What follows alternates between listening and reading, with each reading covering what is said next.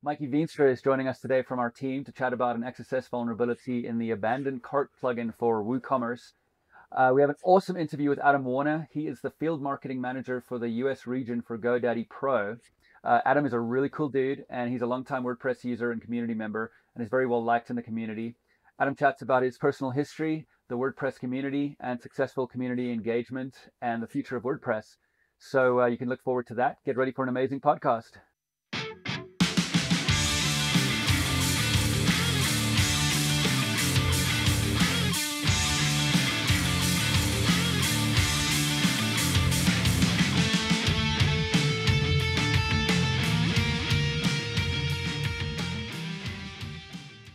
Hey, Kathy, how's it going over there in Phoenix today? It's cloudy and gray and rainy. It's like Seattle. What? I know. All right. Well, some of the commenters on our blog say we're not allowed to talk about the weather anymore, so Oh, we're let's not do not. that. Okay, well, hey, let's talk about our podcast and why we call it Think Like a Hacker. All right. Yeah. So I guess there's a couple concepts there. The first is that one of the things we do is we try to get our customers and our users to think like a hacker so that they can better defend their sites. And I guess there's a couple different meanings to the word hacker, right, Kathy? Yeah, totally. I mean, hacking started out back in the day as something that people did for fun, just to test systems and see what they could get into or what they could change. Did you ever do any of that, Mark, back in the day? Yeah, sure. I mean, back in the day, in the 90s, hacking in the sort of Matthew Broderick sense was exploring systems and that kind of thing. And these days, it has a bit more of a sinister connotation, I suppose, with the CFAA and all the strict laws around hacking. But I think hacking refers to innovation as well. So you have things like maker labs where people go and they hack stuff with soldering irons to create new things. And so we really enjoy talking to innovators. It's one of the things we do on the podcast in our interview. And we think of them as hackers in the sense that they are creating new things, whether it's Adam Warner, who's in our interview today, finding new ways to connect with people, or well, I'm not going to tease one of our upcoming interviews because it's actually really exciting, but we've got some company founders that we chat to, and those folks are creating companies out of thin air and creating products out of thin air with amazing teams, and that's a kind of hacking, I think. So that's why we called it Think Like a Hacker. It's really around those themes of figuring out unique and innovative ways to solve problems, and then of course thinking like the adversary to help protect your website. So yeah, should we dive into the news? Sure. All right. Well, we've got the web has taken a big step forward into a password-free future. WebAuthn, or web authentication as a standard, is here to kill the password. The W3C, which is the World Wide Web Consortium, approved web authentication, or WebAuthn, on March 4th, which is just a few days ago. Chrome, Firefox, Edge browser, and Safari will all support it. And what web authentication is it is an API that browsers support that allow these browsers to use hardware authentication tokens. And so when you arrive on a website, your browser can, via this API, communicate with the website's authentication system and can provide authentication. It can log you into systems and so on. And what's really special about this is that the standard that's being used it actually doesn't send credentials across the wire. So it's not like password-based authentication where you're actually sending your password across the wire. Even though it's encrypted, it's still crossing the wire, and it's out there for someone to potentially grab. And even the website could do silly things with that password, like store it in plain text and so on. And if you look at two-factor authentication, the way you might use it is you might type in a code into a website after you've authenticated with your password, and that code is also sent across the wire. And so what an attacker can do is they can set up a website to phish you and fool you into entering your username, your password, and your two-factor authentication token, and it can capture all of that and then very quickly use that to authenticate. The attacker can use that to authenticate themselves to the real website. And so with web authentication, or WebAuthn, the standard works in such a way that that no credentials actually passed across the wire. It uses public key or public-private key cryptography, otherwise known as asymmetric crypto, and it will authenticate you without actually sending credentials across the wire. Roughly the way that it works is that the website will send you a challenge, which is just a kind of token. You will sign that token with your private key, and that signed piece of data goes across the wire. And that's not you're not actually sending your private key across the wire or a password or anything like that. And then the website will verify your identity using your public key to verify that it's actually you that signed this little piece of data. And so that's the way that the standard works, and it is a real game changer. It's not only introducing hardware authentication, using a little authentication key into the mass market, but it is also transforming the way that we authenticate, so the credentials are no longer sent across the wire. And that is a very good thing, wouldn't you say, Kathy? Oh, definitely. Passwords seem to be the entire, username password combination as a method of authentication seems to be very broken right now. Trying to remember a password and it just encourages people so much to use the same password everywhere. And with all of the data dumps that have occurred, you just can't do that anymore. So you have to use some kind of management system and complex passwords with no dictionary words. So when something like this comes along, it definitely is a game changer. The fact that passwords are used, but they're not necessarily sent anywhere. It's something that, the authentication is happening on a device or happening on your computer. And that authentication is then detected somewhere else. It's really going to change the game, I think. Do you have any ideas of what this means for WordPress in the future? Yeah, so it really depends on how WordPress core goes about integrating this new standard. I think that you'll see it gaining a lot of traction, because what we're seeing in the market, or at least in the attack space, is that attackers are very, very effectively using password stuffing attacks or brute force attacks to break into websites. And so what that means is they've got someone's password from some other source and they're using the same password to break into a website. And as that becomes more prevalent and more people are affected by that and they feel the pain and it gets more and more mainstream media coverage, we're going to see, I think, this wave of movement towards this kind of authentication. So hopefully it'll gain a lot of traction, and hopefully it'll gain traction in the WordPress core development community. Definitely. Now, this doesn't mitigate other risks to WordPress, though, like SQL injections and cross-site scripting and other types of vulnerabilities that can be exploited. For sure. Yeah, that's a really good point. All right. Well, I guess we've got a story about an email marketing company that left how many million records exposed? Oh boy, it looks like a little over 809 million records exposed online. This came from Wired on March 7th. Some security researchers discovered that there was an unprotected, publicly accessible database containing 150 gigabytes of detailed plain text marketing data.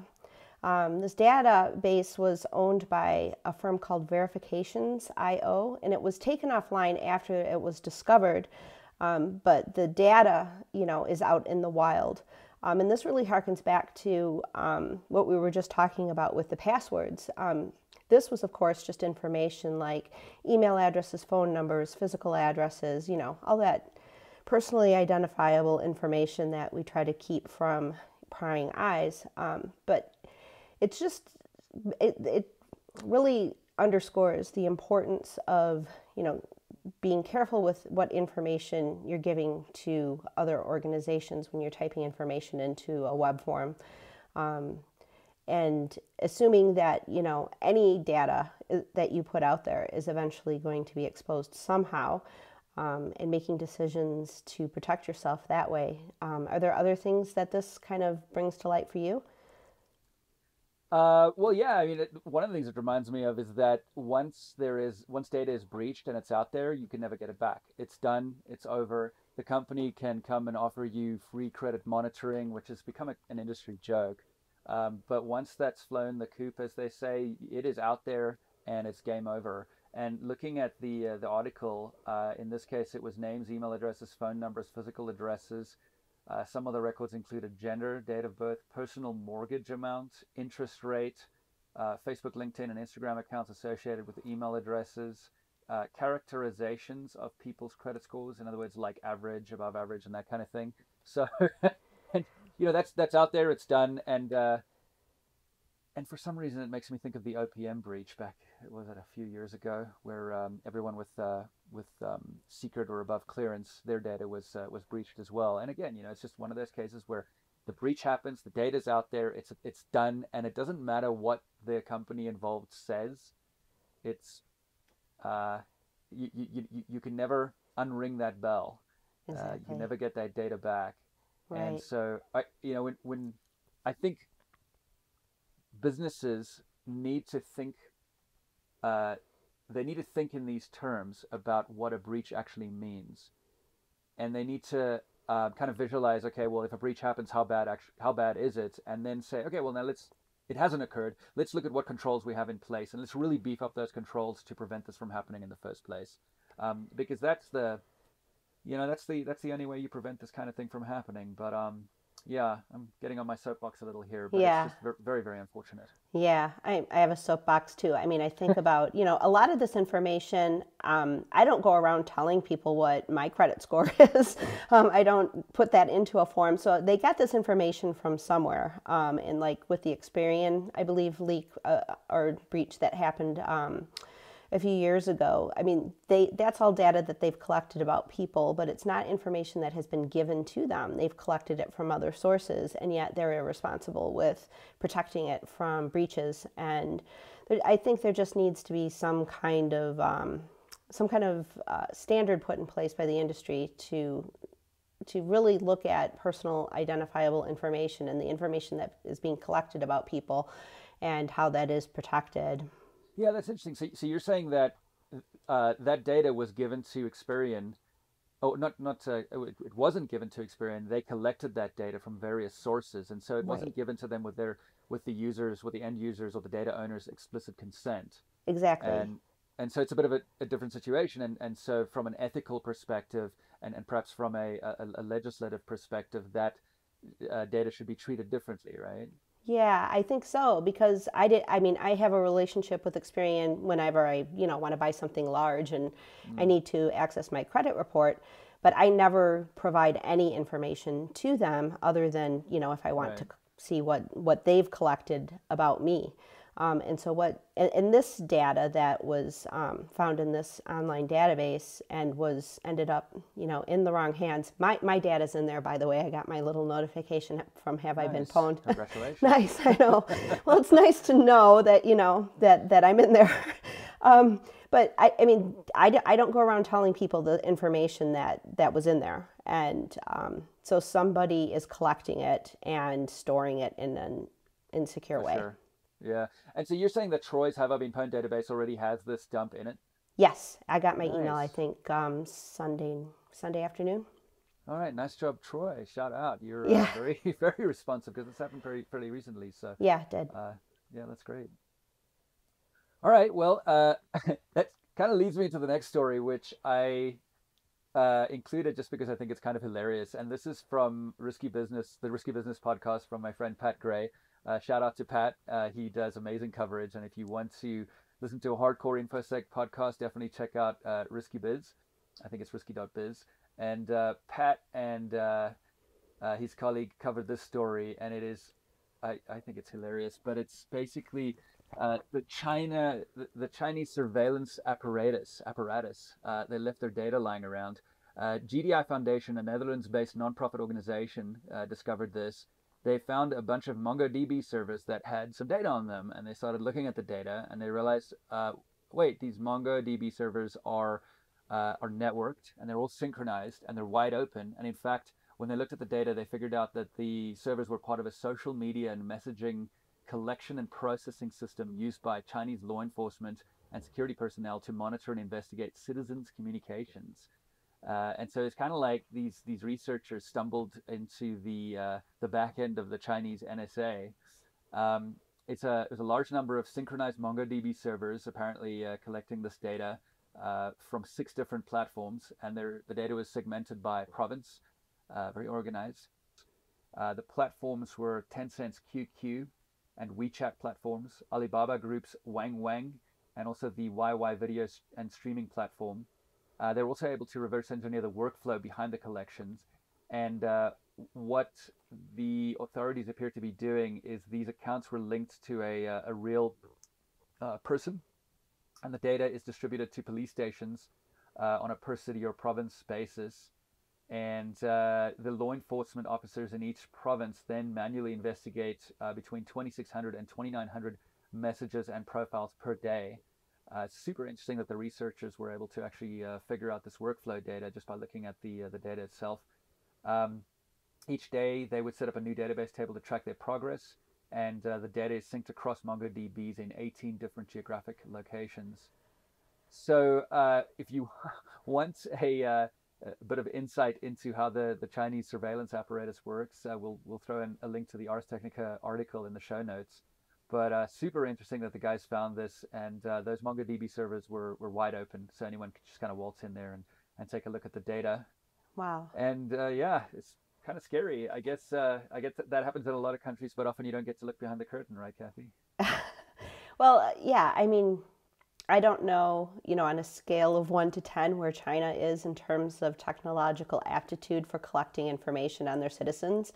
But I mean, we've heard stories and rumors and conspiracy theories about what our own government might be doing, or governments that are more technologically advanced, more than China even. And so it makes me wonder what else is happening. But this is a wonderful, peek behind the curtain to see what is happening in China.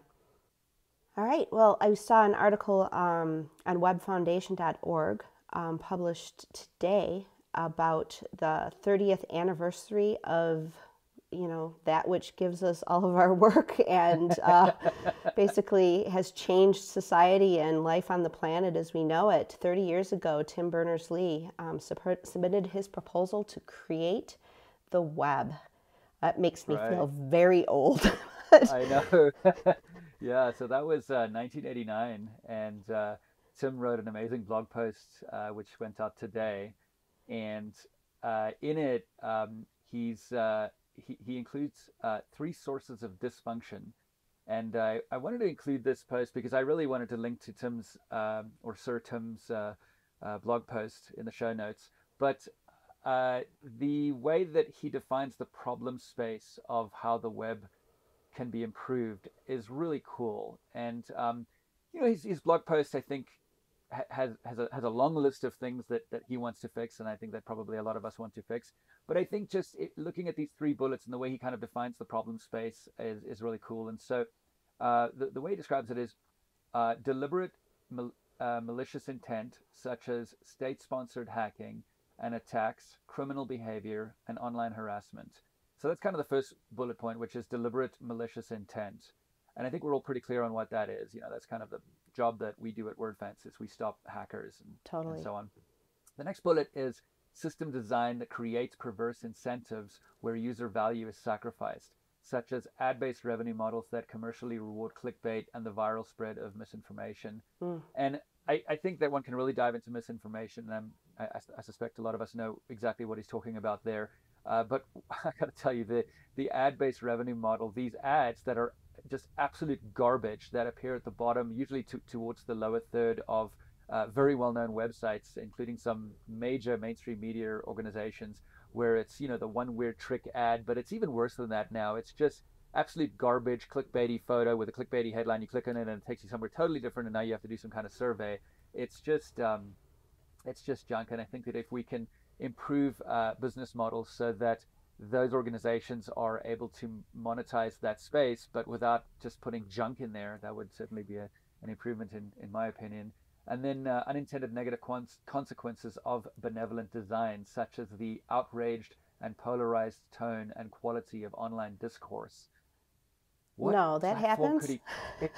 I had no idea. And what platform could he possibly be talking about? I mean... Oh, we're being facetious, huh? It can't be Twitter, can it? It can't be Twitter No. or even Facebook or any of these Yeah, social media right. platforms where, Yeah.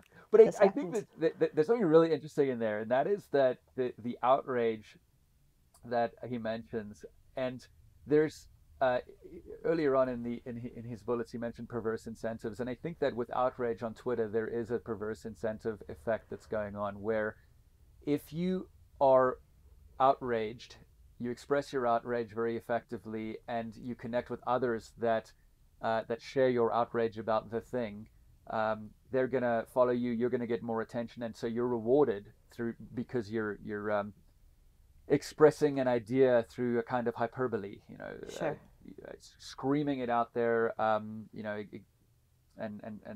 basically using outrage to get attention. And so there's this weird perverse incentive on Twitter where, and it's really, really, really unfortunate, where the voices that are the loudest now, that have the most followers, are the folks that are the most outraged, and maybe even are the best at exploiting outrage and understanding outrage and the nature of outrage and how outrage can get attention and that kind of thing. And sure, there's some really important causes that one needs to focus on, and they're hard problems that need to be solved, and they require intelligent discourse, and we're all connected now, and there's a lot of IQ that is online, and I think that there's a way for us to all kind of get together and figure out how to solve these really, really tough problems that certain countries are facing, certain communities are facing, and even some problems that our species is facing. But the system that we have right now of interaction on the web is very much driven by outrage, and I think that can have a negative impact on that kind of productive discourse that needs to happen to be able to solve those hard problems. And so I definitely give Sir Tim a thumbs up for the third point there, which I think is an excellent one. But check out his blog post. It's on webfoundation.org, and it's celebrating the 30th birthday of the web, and it's a really great blog post, and it's very thoughtful, and we'll include it in the show notes. All right, should we move on to our next segment, chatting with Mikey Veenstra, Kathy? Yeah, that sounds like a good plan. All right, let's try to track him down. All right, so on today's podcast, we've got Mikey Veenstra, who's a member of our security team. He's a threat analyst at Defiant, and Mikey has done some amazing research in collaboration with the rest of our team on an XSS vulnerability in an abandoned cart plugin that is used by WooCommerce. And it's been leading to WordPress site takeovers. Kathy, we published a blog post on this, I think this morning, right? Yes, we published it this morning on March 11th. Yeah, and that got quite a bit of traction and a lot of interest out there. I think some journalists have picked it up and so on. And so we've actually got Mikey on the podcast today, and we're going to be chatting with him about this. How are you doing today, Mikey? I'm doing excellently. Excellent. And you're also in Phoenix, right? Yes, yep. A little further south than Kathy. Okay, so you're in the southeast Phoenix, and she's in northwest, something like that? Something like that. All right, cool. Complete cool. opposite sides of the valley, yeah. She might as well be in China. Which side is the cool side? Definitely Mikey's on the cool side. Oh, yeah. They call my side South Las Vegas. Cool. All right. Cool. All right. So let's actually get down to some business over here. Mikey, what for our listeners, maybe we should start off by explaining what is an XSS vulnerability?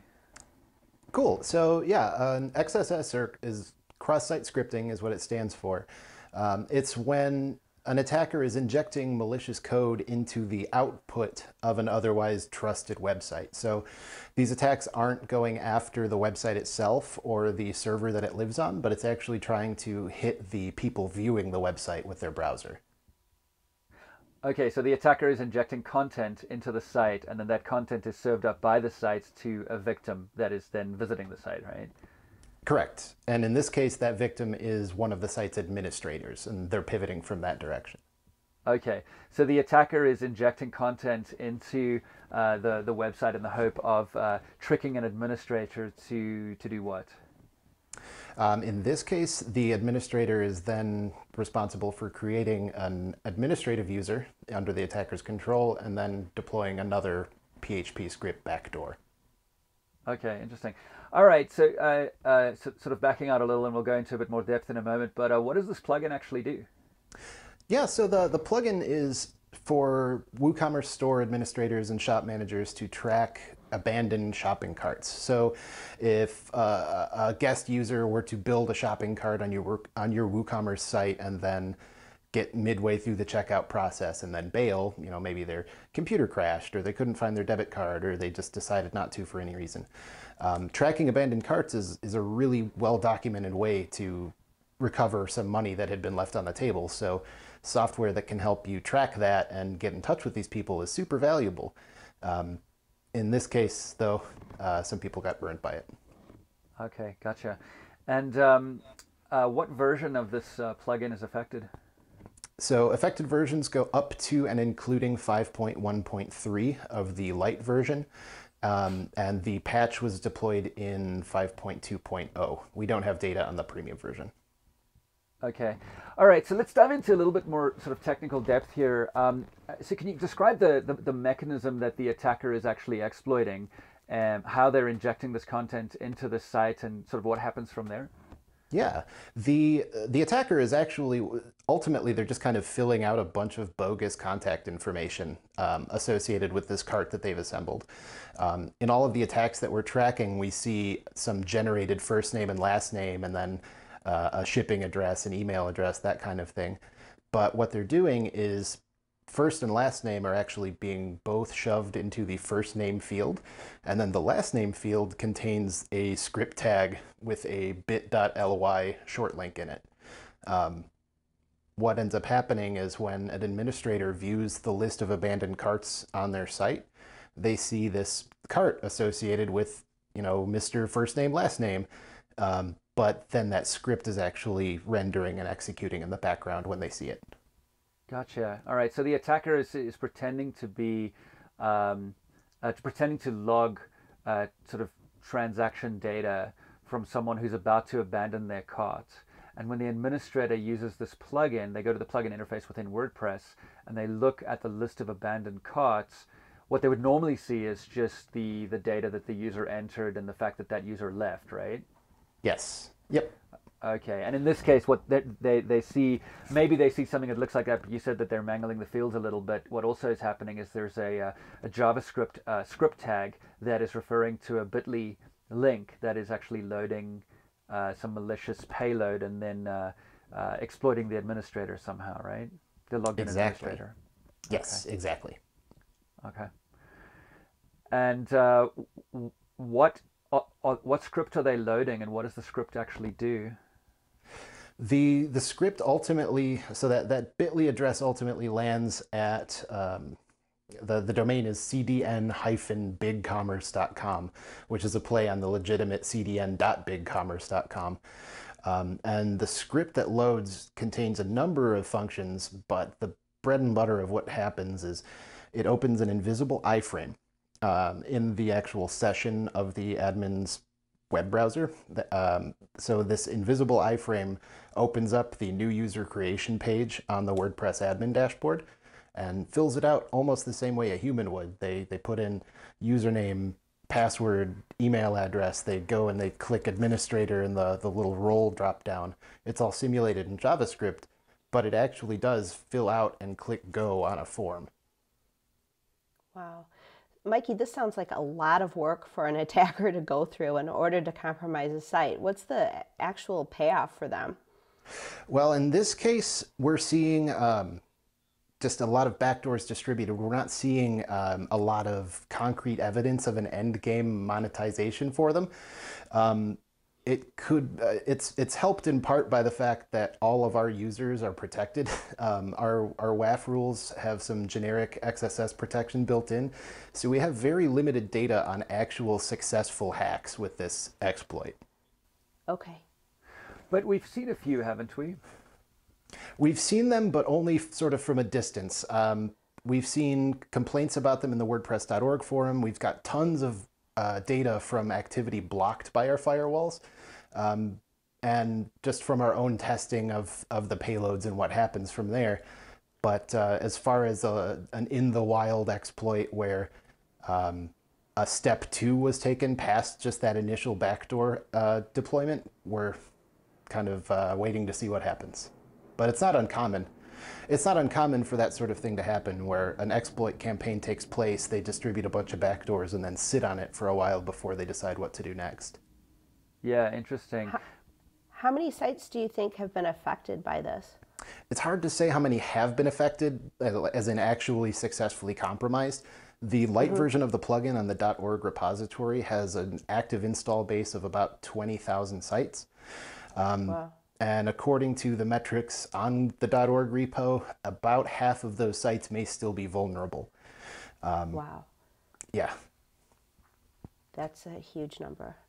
Yeah, interesting. And so we're seeing this being actively exploited. Our customers are protected. The attacks that we're seeing are being blocked by Wordfence, but we suspect that there are sites out there being compromised. Do you have any data on the volume of attacks?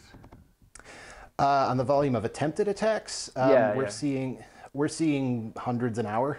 Okay. It's there's a lot of attempts. As far as how many are successful, it's hard to tell.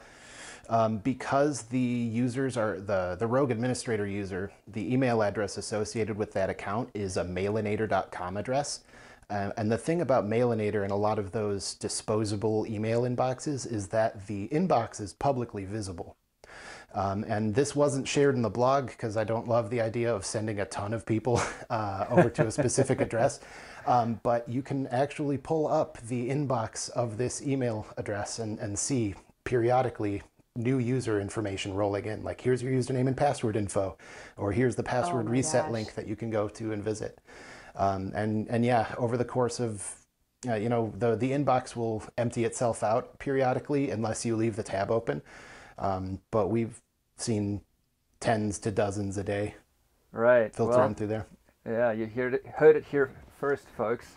A scoop that wasn't included in the blog entry. That's the sort of Mailinator backend. Wow. So Mikey, there's another exploit that they're using, right? In addition to this iframe that just goes ahead and creates an admin user, you describe a different sort of exploit vector, if you like, in the blog post?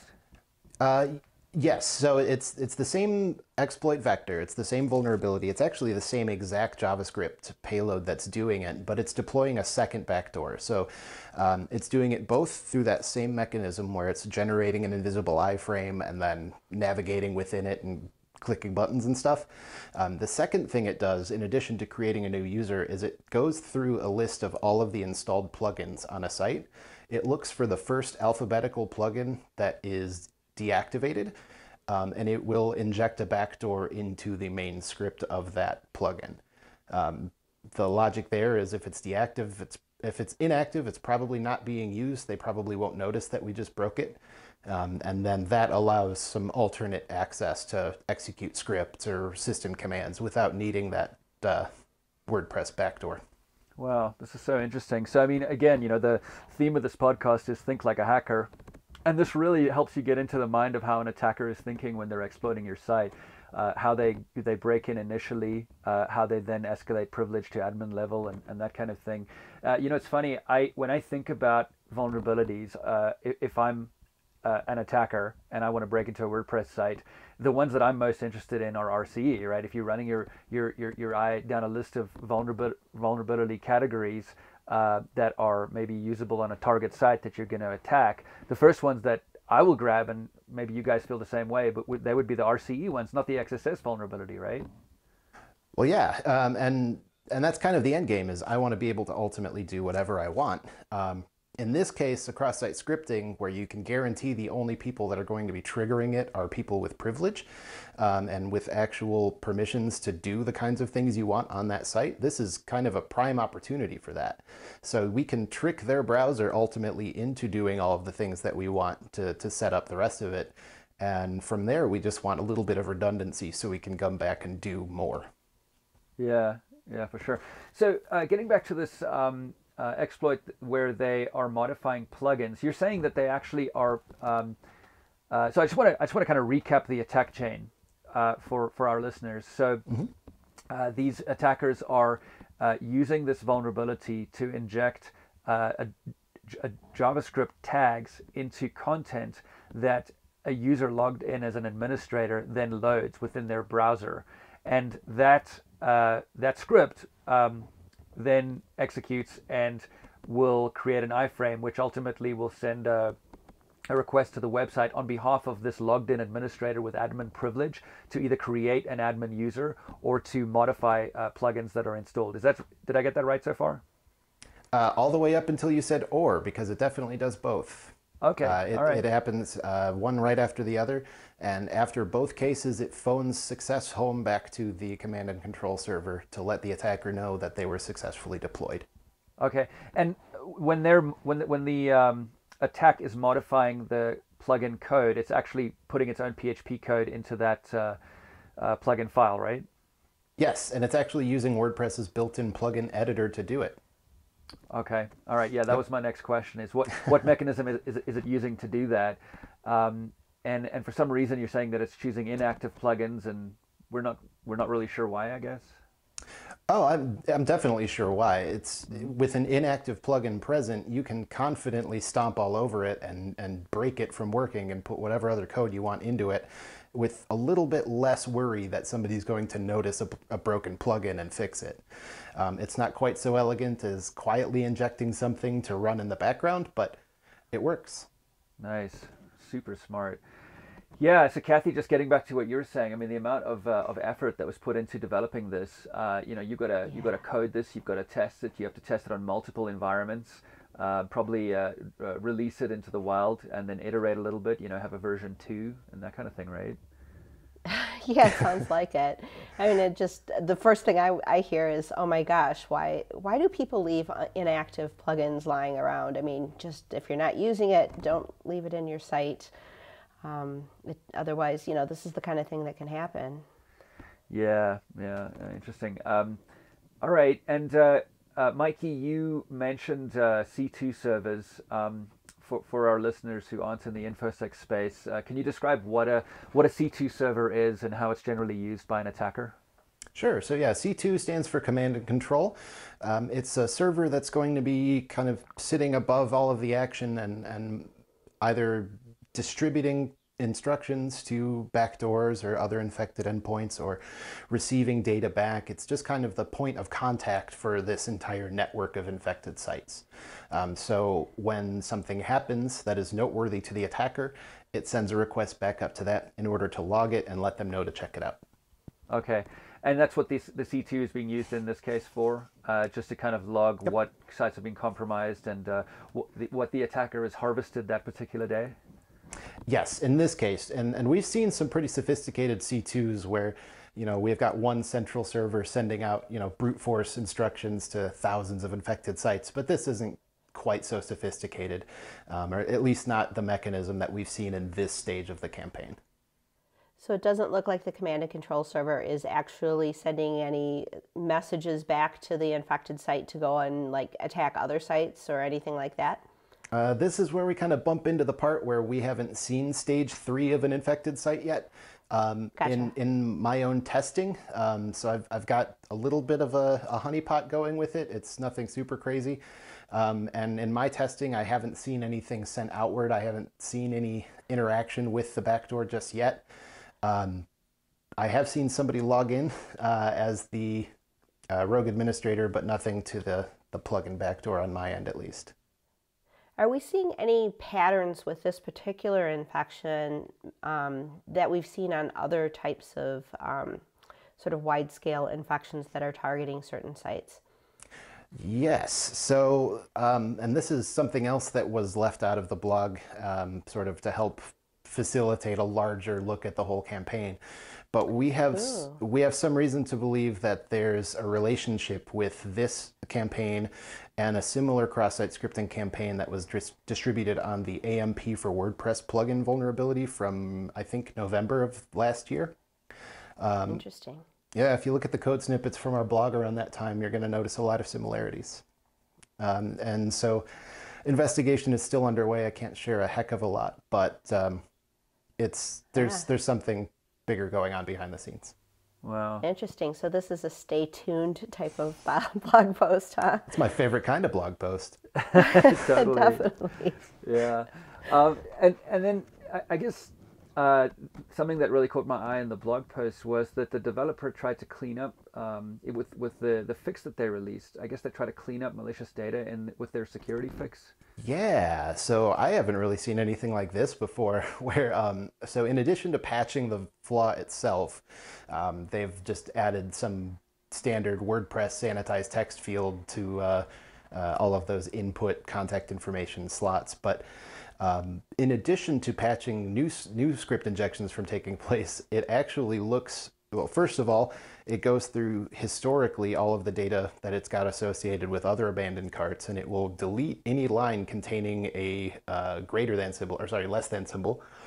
But in addition, it actually looks for the specific email address at mailinator.com that the campaign is using, and it will delete a user that has that email address if it's found on the site. Oh, that's Wow. interesting. I don't think we've seen that before, where a dev is sort of assuming that a user or a site owner that is installing the version of the plugin with a security fix, where the dev is actually assuming that that user might be infected, and that just as a good measure, they'll go ahead and try to clean up the infection, right? It's cool, if not for anything else but a novelty's sake. I wouldn't really consider it terribly effective. Well, I mean, so let's debate about that for a second. I mean, and Kathy, I want to get your take on this as well, because, you know, from a forensic perspective, when we go and do site cleaning, you know, you want all the footprints that the attacker left behind. And Kathy, you did site cleaning for years, I think, and Yeah. certainly on our team, you're incredibly good at it. So if a vendor is deleting forensic data as part of the fix that's being installed, I mean, how do you feel about that? Well, it makes writing the report a lot more difficult because you're trying to actually, you know, connect all the dots of all the footprints that you're seeing. Did the infection actually happen because of this plugin, or did it happen because of something else that is then not being addressed? I mean, our site cleaning team is pretty thorough, but I mean, our customers kind of deserve to know where the infection took place. And so when stuff gets wiped out like this, it makes it really hard to help a customer understand the entire scope of their security. Yeah, I'm not a big fan of anything that quietly and automatically sweeps this sort of thing away. Yeah. Quietly and automatically, you are protected. Well, and not only, so it's removing anything where that less than sign is present in the database content, and that's great. From the top of my head, I'm pretty sure that's sufficient to remove existing script tags from those lines. Somebody on our team, I guarantee, knows some bypass or something. They always do. It's a pain when I'm writing firewall rules. The other thing is it makes no account for the fact that there's a PHP backdoor, which implies that I'm not certain if they knew about that part of the infection. The vendor was notified through complaints on the WordPress.org forums, and the only complaints I saw were people talking about that rogue administrator account. That PHP infection is probably still sitting there on all of those sites, despite the fact that the other backdoor was cleaned up. The second part is that it's trivially easy for the attacker to change what email address these new accounts are getting spun up under. Not only can they just change the script on their end, but because the injected cross-site scripting payloads point to a bit.loi address, they can just change where that address is pointing in the event that, like, their domain gets taken down or any other reason they would want to abandon ship. They can just point it somewhere different, and all of the previous infections are going to point to the new place automatically. Okay, so, you know, to describe this in sort of threat analyst terms, what the developers try to do is they've tried to sort of hone in on specific indicators of compromise in order to clean things up when you upgrade to the new version of their plugin. But those IOCs, those indicators of compromise, can change at any time. Some of them, yes. And the other thing is it makes no attempt to notify the user that this has happened. It's just code built in there. There's an option in the database that it can set to say that, no, I have not run this cleanup. It runs it the next time it's able, and then it flips that option to yes. If we wanted to get super tinfoil hat about it, an attacker could just flip that over to yes before anything else runs, and then the cleanup never happens. If it's already been infected, they can set that value before the upgrade takes place. Yeah, and to go to your former point, this whole attack chain eventually results in remote code execution, where the attacker basically has their way with the site. They can put PHP code anywhere in the entire directory tree. They can infect it in a multitude of ways, and what the plugin, when you upgrade, is trying to clean up is actually just the sort of the middle of that attack chain, right? The XSS part. Yeah. Well, it cleans up the XSS, and then it attempts to get rid of the rogue admin, but it doesn't touch the PHP script, and that rogue admin fix can be broken just as soon as the attacker knows it's there. Yeah, interesting. All right, so just kind of circling back to what folks should do, what should users do use this plugin if they think they're infected? So step one is going to be update. That's going to be step one no matter what we're talking about. Once those updates have run, you want to do an audit on any of your active user accounts, no matter what the privilege is. See if there's anything there that doesn't look right. And if you're not sure, you may want to contact an expert like our site security team. Okay. Yeah, and just to kind of clarify on that, and we're not going to like do a huge pitch on our products here, but we do a site security audit, and we charge. Do you guys know offhand? Is it 179-ish? Yes, yep. As far as I know. Okay, and that is one hell of a deal, to put it plainly. So if you're unsure of what your security posture is, definitely get our team to do a security audit on your site, especially if you're affected by this. And then I think, did you mention the versions that are affected and what they should upgrade to? Yes, you want to upgrade to at least 5.2.0. Okay, brilliant. Mm-hmm. All right. I think that about wraps that up. You guys good? Anything you want to add? Blue team wins. Nice. All right, cool. All right, well, thanks, Mikey, for joining us for the very first time, and most definitely not the last. We really enjoyed chatting with you. And yeah, we'll probably have you on very, very soon again. And thanks for the amazing research on the blog, and we'll put the blog post in the show notes. Have a good one. Awesome. Awesome. Bye, guys. All right, bye. In today's interview, I'm chatting with Adam Warner. Adam is Field Marketing Manager for the US region for GoDaddy Pro, and he's also a really cool dude. And I'm going to say that a few times because he's a really cool dude. He's a longtime WordPress user and community member. He's been using WordPress since about 2004-ish, maybe before then, but he actually shares his personal history in the interview, which is super awesome. And Adam's very well liked in the community. He's very involved and goes to a lot of WordCamps and so on. He's in our interview, I asked him what his key to success is in terms of building a relationship with the community and connecting with WordPress users and so on. And he provides some practical guidance and also what his philosophy is when it comes to sharing information and helping others, which I think is really quite interesting. I hope you enjoy the interview as much as I enjoyed chatting with Adam. Here is Adam Warner. Sure. My name is Adam W. Warner.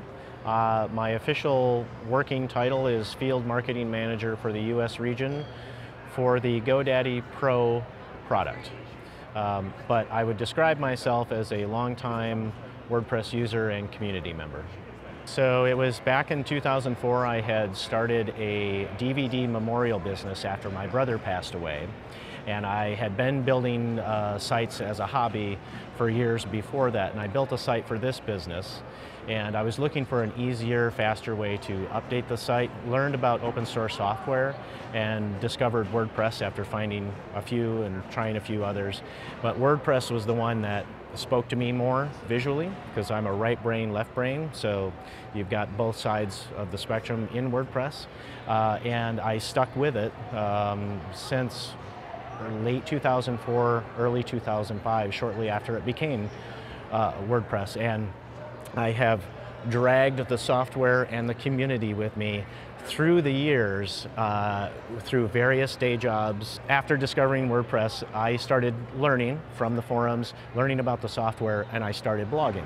And I started with writing WordPress tutorials, basically describing the things that I was learning, what the outcomes were, and then got into describing plugins, what the purpose was, how they worked, and created a little bit of a following back then.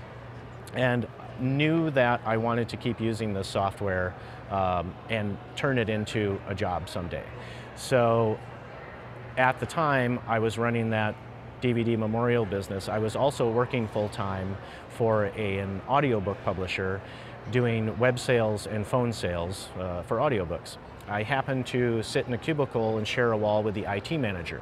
So I kept telling him about this thing called WordPress and how we could use it to power some of our more customer-facing sites. And we should get into blogging in order to market the products better. And long story short, that turned into me having a junior web developer position in the IT department. That company was then acquired by Amazon, so I became an Amazon employee, which elevated my resume, and that led to a job in Florida, where my wife is from, and she had been living in Michigan, so we had to get back to Florida, as a web development and internet marketing manager for a ventilation systems company. And I did that for several years until the parent company decided to close their Florida office. And it was at that time that I had been selling one plugin for about 7 months on a part-time basis with my business partner. And it was also 30 days before my first son was born. So I decided to take the severance package, not continue on with the company in Sweden or Kansas, and go full force with this plugin business, which is Foo Plugins. That still exists today, and this was in 2012. So, working full-time with the plugin business for 4.5 years, my wife and I raising 2 small children, I started to feel a bit isolated at home, and I needed to get back out into the community. And I had seen what other people had done for brands with this WordPress evangelist title, specifically Mendel Curlin, and before him Suzette Frank. And I knew that this was a job that someone could have. So it was a way for me to engage with the community that I love so much and get back to going to WordCamps and other WordPress specific conferences.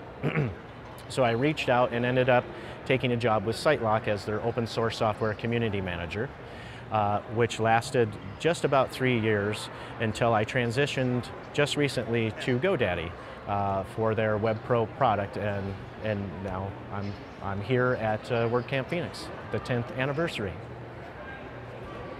So this software, this community is something that I like to say I don't just work here.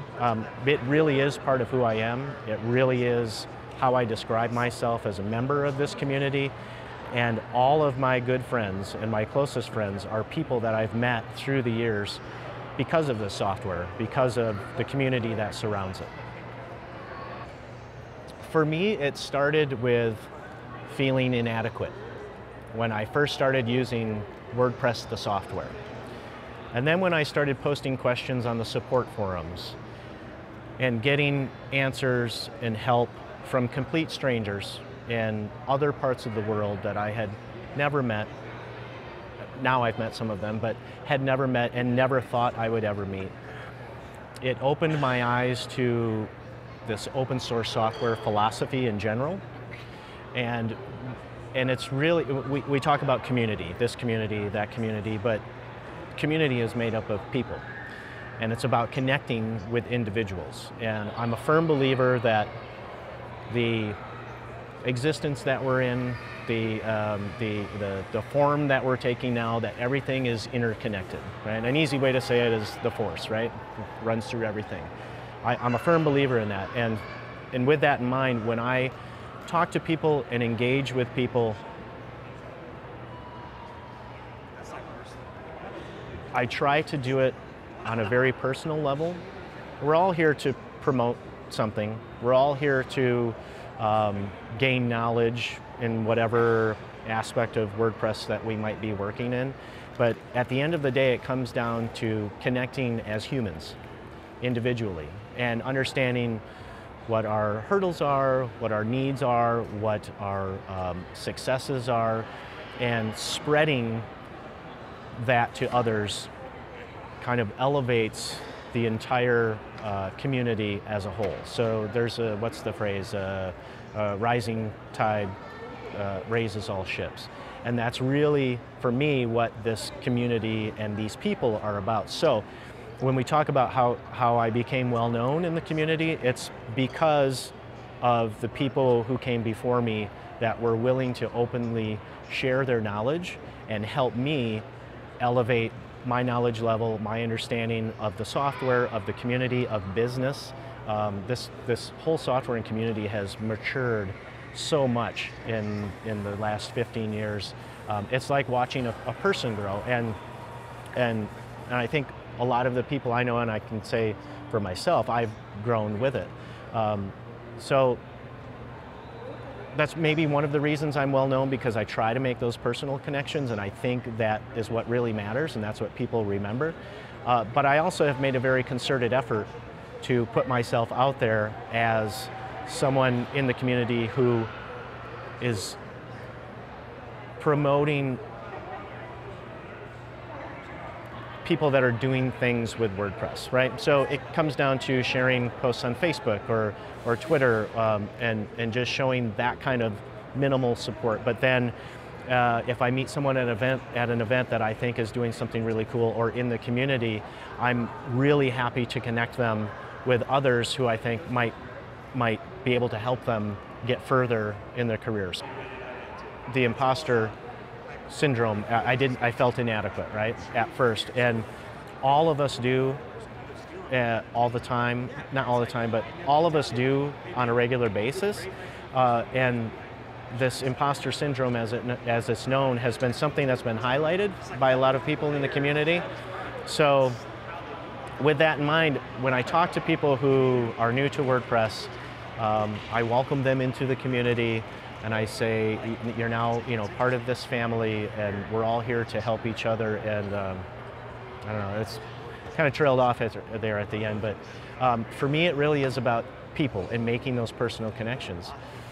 And the fact that I'm well known is probably because I like to put that out there, and I like to bring other people in. But professionally, it's been a concerted effort to gain a following, and have people listen to what I want to share or have to say, or an opinion I have about the software or the community. And of course, some of that's really ego-driven too, right? So I don't know if you know who, or are familiar with Eckhart Tolle, and Eckhart Tolle. And I'm not even sure if I'm pronouncing his last name right, but he's basically a philosopher, and he talks a lot about the ego and the ego-driven experience. So part of why I'm well known is because of that human ego-driven experience, but also because I feel like I've done it okay. I've done it right by sharing things with people and trying to elevate others, because that's what happened to me. I always think back to when I first got started in the community and went to my first WordCamp, which may have been WordCamp Phoenix in 2011 or 2012, and met Aaron Campbell as an example, who was a core contributor to WordPress. And I'm sitting there around high-end developers. My degree is in advertising design, and I'm feeling completely inadequate, but they welcomed me in with open arms. I try to do the same because I'm a believer. Also, I'm going to talk about the universe again, in positive and negative energies. Right? So if you are putting out positive things by helping people, by connecting people that you think they could benefit from each other, that fans out into the world as a whole. And no bad can come from that. How can any bad come from spreading positive thoughts and energies? But I've also seen negative people that complain a lot, and they complain that bad things happen to them because they're very negative, and of course what happens? Bad things happen to them. So I think that's probably where it starts, is my philosophy in life, and that translates into finding this community that also, the open source community, kind of embraces the same thing. I'm going to freely share what I'm doing with you because I know, or I have this faith that you'll build something really cool with it. It's the same thing when I talk to people. I'm gonna talk to another community person at a competing company, and I'm gonna share how I'm approaching my job in the community, because I want them to do well also, and just with the idea that hopefully it comes back. Ooh. What is the biggest challenge that the WordPress community faces? I think there are several, and I'll talk about a couple, but I don't think any of what I'm going to talk about is insurmountable. In fact, I think it's necessary. So in the last couple of years, the biggest challenge within the community has been the fact that the direction of the project and the software has seemingly been something that wasn't a community-wide decision. And specifically, I'm talking about Gutenberg, the code name for the new WordPress editor that's now included in WordPress. The communication surrounding why Gutenberg was being built, why it was being included in core, and the transparency surrounding those decisions and the development of it, and the communication could have been much, much better. That said, I believe that it's 100% necessary in order to keep this WordPress software project going. Because I'm not a developer level, but I know enough people who are, and I hear enough conversations to know that PHP is not the leading edge of web technologies. JavaScript and others are, and so if we want WordPress to continue for another 15 years and secure our own jobs within this community, things have to change, and change is hard.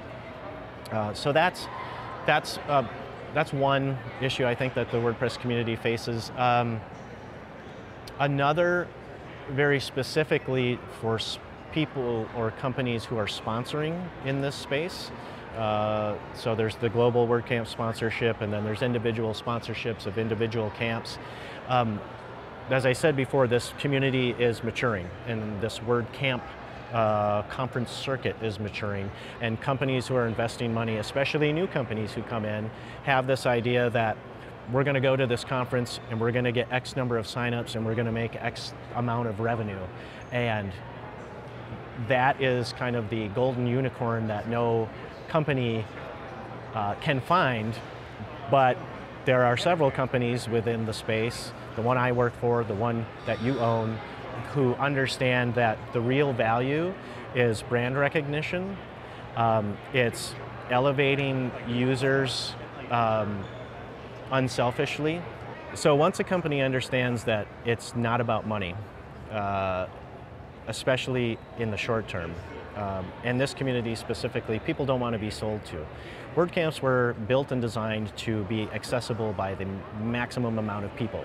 That's why global sponsorship exists. That's why most WordCamp tickets are $40 or less, so we can get more new users onto the platform, more new users into the community, which then will extrapolate eventually into customers and into revenue. So this idea of immediate ROI when a new company comes in is something that I try to communicate to people right away, so they don't come in expecting to meet the sales goal and then a year later find out that it was not attainable. So Gutenberg is a good first step to the goal that I think is the most important. Well, there's a few things. I think first we need to really look at segmenting the user base, not segmenting, but looking at the people who use WordPress. There's Betty Jo who wants a website. She doesn't give a shit if it's on WordPress or whatever platform. And then on the other side of the spectrum, you have Jane Smith, who is a high-end developer who knows that WordPress is extensible, who has seen the API come to light, the REST API, who has seen Gutenberg come to light and knows that they can now build a headless WordPress sites. So one of the biggest opportunities is to define all of those different user types of WordPress and then build experiences based on the different audiences. as an example, a developer level person might want to go to WordPress.org and immediately be given all the details on how they can extend the software and do enterprise level stuff and build progressive web apps and things like that. And then on the other side of the spectrum, you have, again, this mom and pop who just wants a website. You can't say, come to WordPress and use WordPress because it's easy. Any new user who has been shown the back end of WordPress, the administration area, goes, what? So you need to have an experience like these other, who shall not be named, software as a service based businesses for building websites. That needs to be a core part of the WordPress experience for new users. Then they can gradually get to whatever part of the spectrum they see fit. If they come on as a new user and they're able to build a site in an hour and it looks beautiful and it's mobile responsive and it's functional for their needs, great. But then you have to, not have to, but what I would recommend is then making sure that they know this community exists behind it, so then they can attend events and then they can go, oh my gosh, I didn't know you could do that with WordPress or this with WordPress, and kind of move them along the funnel, for lack of a better word, within that experience. And do that without expecting anything in return. Right? I think the way that WordPress is going to compete with these hosted platforms is, the first thing that comes to mind is communicating and the virtues of owning your own content and your own data. So more and more we're a data-driven world. That's only going to continue when you use a hosted service, as you know. Anything that you create is now in the power of a business that owns your site and owns your content. If they decide to close tomorrow, sure, maybe you'll be able to export your content, maybe, but you'll probably be shit out of luck, for lack of a better term. So that's one thing that can be communicated to users or potential users of these platforms in why WordPress is different, and why you should come here. But that's going to take a lot of work, because a lot of people want instant gratification. So if WordPress can give them instant gratification by having an awesome user experience from the get-go and an easy one, and then again start talking about this content ownership and this data ownership, and turn that conversation into something maybe a little bit more philosophical, even, in that this is better for the world and the human race as a whole. And here are examples of why that is a fact, and here's how it happened before. I think that'd be really important. I would only add that if anything that I've said here and shared here today resonates with anyone watching this, seek me out. Follow me on Twitter. Not because I want more followers, the ego part of me does, but because I truly want to connect with you. I want to know what it is your goals are and why you're in the WordPress world. And if you're brand new to WordPress, how can I help direct you to the right place to meet whatever goal it is that you have. And what's your Twitter handle? It's WPModder, WPMODDER. It's kind of a crappy handle, admittedly, but what the first tutorial blog that I created was called WordPress Modder, because I was modifying WordPress. All right, well, you can follow Adam Warner on Twitter at WPModder. That's WPMODDER on Twitter. Yeah, once again, I super enjoyed chatting with Adam. So thank you very much, Adam, for the time that you spent chatting with me, and hopefully we'll do it again sometime. You can follow Kathy Zant on Twitter at Kathy Zant, and myself, Mark Maunder. You can follow me at mmaunder. That's MMAUNDER on Twitter. And Mikey Veenstra is on Twitter as well, and he is at Hey It's Mikey V. That's HEYITSMIKEYV. And then just a quick note regarding distribution of the podcast. And I actually had an amazing update from you, Kathy, right before we started. You want to share the news with our listeners and our viewers? Yeah. We are now on iTunes. Woo! Yeah, That woohoo! just came in. So that literally just came in right before we started filming. So we're on iTunes, and we are also on Spotify, Stitcher, SoundCloud, YouTube, TuneIn, and the Wordfence blog, which is wordfence.com/blog. We're still waiting for Google Podcasts to approve us. So Google, oh please, can we be on your platform? And thanks for watching. Don't forget to like and subscribe if you're watching this on YouTube, or upvote us on other platforms. If they have an up arrow, hit that thing, or up thumbs up or whatever, and you can help us by sharing this podcast on Twitter. Have a wonderful day. Bye.